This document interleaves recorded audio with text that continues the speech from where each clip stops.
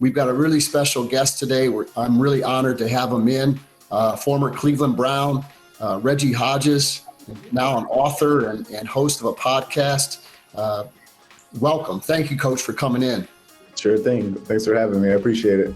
Well, our principal here at Westwood, Teresa Lengel, and assistant principal Jim Rollins had the idea of trying to put in a leadership class, and this is the first year that we've done it.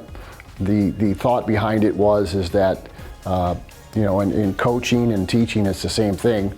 Most time is spent on either delivering the technique or tactics of your sport or the content of your class. When in reality, the skills of character development and leadership development are so important, but we don't have a spot to teach that within our schools. So they came forward with an idea of putting a class together, a semester class, working with those skills and developing those skills and trying to give kids reps at doing them, because that's what you need. You can build as much skill as you like, and that's the beautiful thing. It's not based on talent. It's just based on how hard are you willing to work at the skills. Well, one of the components we really wanted to bring into this class was to have, we call it real life leaders, and to try to give some tangible examples to our kids of leaders in different capacities, different aspects of life that are relatively close to them, and bring them in virtually. So it's something that we do after school. We've done it over Google Meets, which has worked great.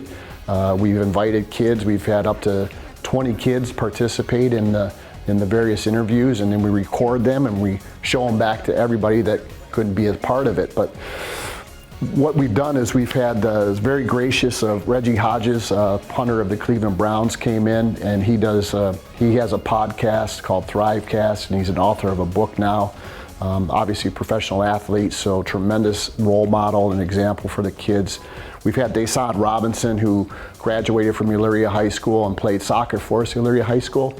He went on to play 6 years in the MLS with the Chicago Fire and the LA Galaxy, won a championship there. He also has a podcast and does a lot of leadership work now. He came in and spoke with our kids. And lastly, we had Morgan Davis, who actually went through Westwood and went through Elyria High, was a drum major in the band, and she went on to Ohio State and was drum major there. Not only that, she was the first African-American drum major at Ohio State, which is, leaders go first, and she's a tremendous example of that. She's in law school now, and I think that really speaks to the kids, because that makes it tangible to them. I mean, she went to Westwood. Can they aspire, coming from Westwood or Elyria, to do those great things, just like Desan as well, If you look at it, if you think in the real world, people get hired for their resumes, but why do people lose their jobs? A lot of times it's because of poor character traits or poor leadership qualities. That's the truth. So these skills are not soft skills. These are vitally important skills. And I saw this in coaching. Whenever talent is equated, you see this over and over again. What's the difference? It's the team that has better leadership, can deal with adversity better, can find motivation when it's tough. That's the separation. And it's the same in the workforce, it's the same in education. These are the skills that are going to separate you. It's the difference between good and great, in my mind.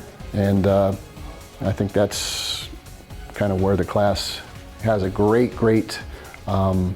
place, because it's given these skills to these kids that they can use in all aspects of their life: sports, academics, relationships, everywhere, which is very, very cool.